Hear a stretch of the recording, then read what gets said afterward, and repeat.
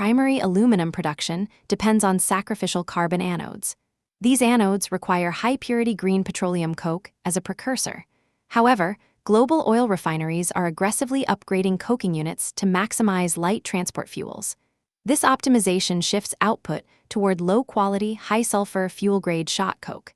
The data shows a stark divergence. While total green coke production is projected to rise to 152 million metric tons by 2035, the anode-grade share will collapse from 45% to just 20%.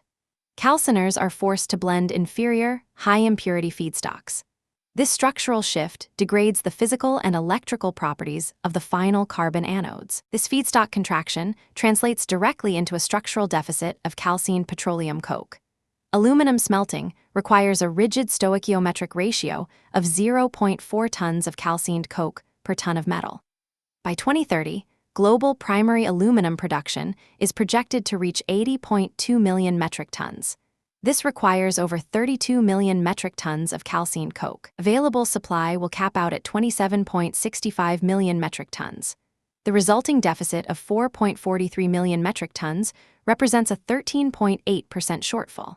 Because there is no chemical substitute for carbon anodes in electrolytic cells, this deficit acts as a hard physical limit on global aluminum smelting capacity. Financial engineering cannot bypass this material constraint. Smelters using degraded anodes face severe operational and environmental penalties. Average sulfur content in calcined coke is projected to reach 3.5% by 2030, breaching historical limits. High-sulfur anodes degrade rapidly in the electrolytic cell.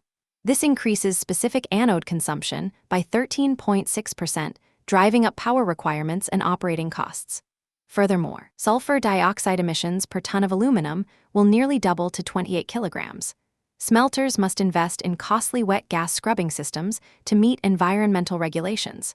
This bottleneck is structurally identical to the 1970s energy crisis. Back then, refinery upgrades forced metallurgical industries to adapt to lower quality carbon inputs.